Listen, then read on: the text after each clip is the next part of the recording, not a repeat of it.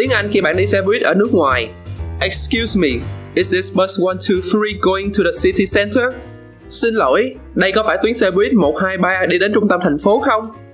Excuse me, is this bus 123 going to the city center?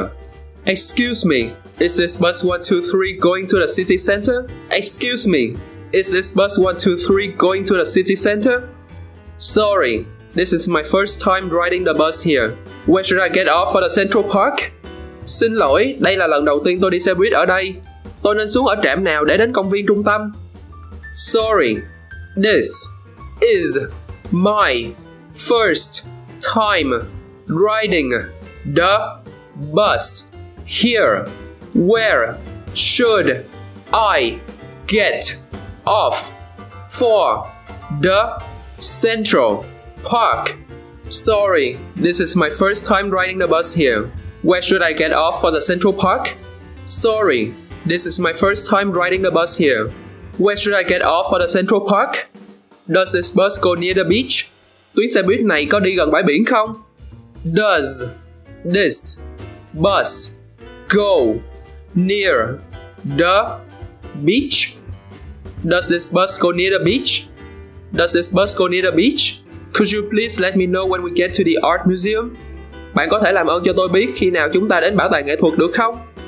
Could you please let me know when we get to the art museum?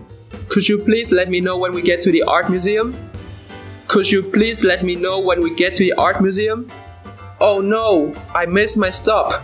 Can I get off at the next one, please? Ôi không, tôi lỡ trạm của tôi rồi.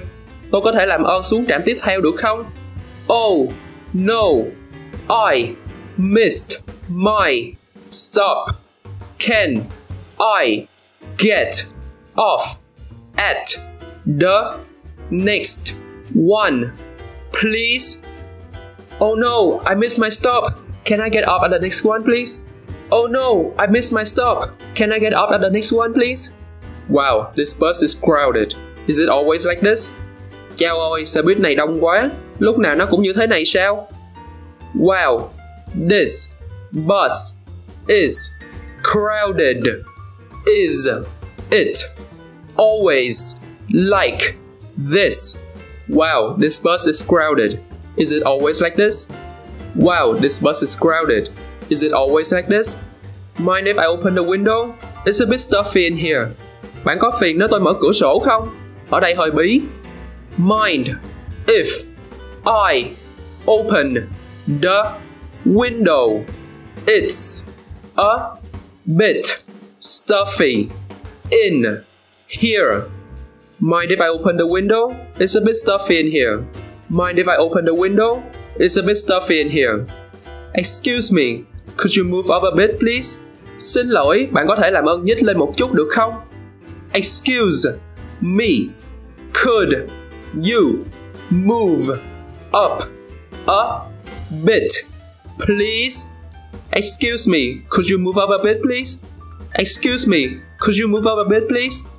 Vậy là hết bài. Bạn thắc mắc điều gì về tiếng Anh? Nói mình ngay trong phần bình luận bên dưới. Mình là Dĩ Lê và đây là EngBits. Hẹn gặp bạn lần sau.